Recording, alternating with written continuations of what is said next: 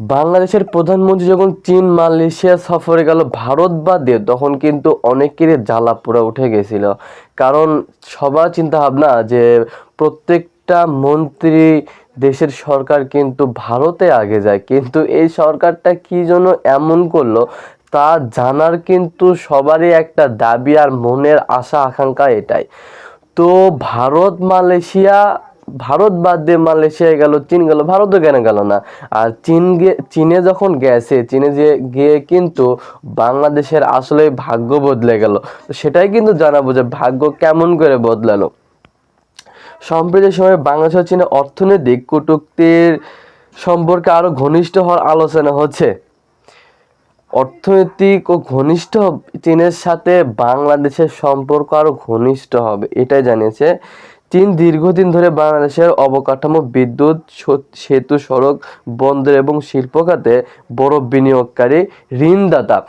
বাংলাদেশের এত এত কোটি টাকা ঋণ, সেই ঋণগুলো কই থেকে আসে বিশেষ করে জানতে গেলে এই চীন থেকে কিন্তু অনেক অনেক টাকা আমরা ঋণ পাই। ভারত আমাদের কয় টাকা সাহায্য করে? ভারতকে তো আমরা আরো দিয়ে দিয়ে বড়লোক করতেছি, কিন্তু চীনকে দিয়ে বড়লোক করতে হয় না, চীন আরো আমাদেরকে দিয়ে বড়লোক করে। যদি ভবিষ্যতে চীন আরো বড় বিনিয়োগ বা নতুন অর্থনৈতিক সহযোগিতার ঘোষণা দেয়, তাহলে সম্ভাব্য কিছু প্রভাব হতে পারে আমাদের দেশে। আমরা আরো উচ্চ লেভেলে যেতে পারি, দেশ আরো উন্নতি হবে। এমন নতুন শিল্প কারখানা তৈরি হবে, অর্থনৈতিক অঞ্চলে বিনিয়োগ বাড়বে। যেগুলো অর্থনৈতিক অঞ্চলে এগুলো বিনিয়োগ বাড়বে, ব্যবসা প্রতিষ্ঠান হবে, নতুন নতুন প্রতিষ্ঠানের ব্যবসা হবে, কর্মস্থানের সুযোগ সৃষ্টি হতে পারে। চীন আমাদেরকে সাহায্য করলে নতুন করে কর্মস্থানের সুযোগ আসবে, নতুন নতুন প্রতিষ্ঠান গড়ে হবে, রেল, সড়ক, বন্দর ও জ্বালানি অবকাঠামোর উন্নয়ন তৎক্ষণিক হতে পারে। খুব তাড়াতাড়ি এইরকম একটা আশ্বাস দিয়েছে বলতে পারে চীন, যে খুব তাড়াতাড়ি আমাদেরকে একটা নতুন কিছু দিয়ে পাঠাবে, যে যাতে আমরা দেশটা খুব উন্নতি করে তুলতে পারবো। চীন আমাদেরকে এত কিছু দেবে, কিন্তু এর ভিতরে কোনো আগাম বার্তা নেই, কিছু নেই। হুট করে কি এত কিছু দেবে? এতই কি সহজ? এর ভিতর জানা গেছে কিছু চ্যালেঞ্জিং বিষয় আছে, যে বিষয়টা নিয়ে কিন্তু খুবই মাথা ঘামাঘামি করছে আমাদের দেশের অনেক রাজনীতিবিদরা। চ্যালেঞ্জিং এগুলো হচ্ছে, বড় অঙ্কের বিদেশি ঋণ দীর্ঘমেয়াদী আর্থিক চাপ তৈরি করতে পারে আমাদের দেশের। যত টাকা ঋণ হয়, আসলে কিন্তু ঋণটা কিন্তু আমাদের মতন এই সাধারণ মানুষদেরকে পরিশোধ করতে হয়। তাছাড়া সরকার কখনো নিজের পকেট থেকে ঋণ শোধ করে না।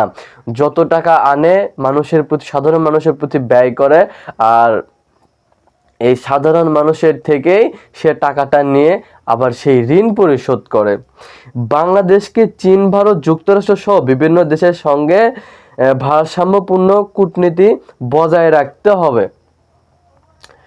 চীন, ভারত, যুক্তরাষ্ট্র বিভিন্ন দেশের সঙ্গে ভারসাম্যপূর্ণ কূটনৈতিক বজায় রাখতে হবে।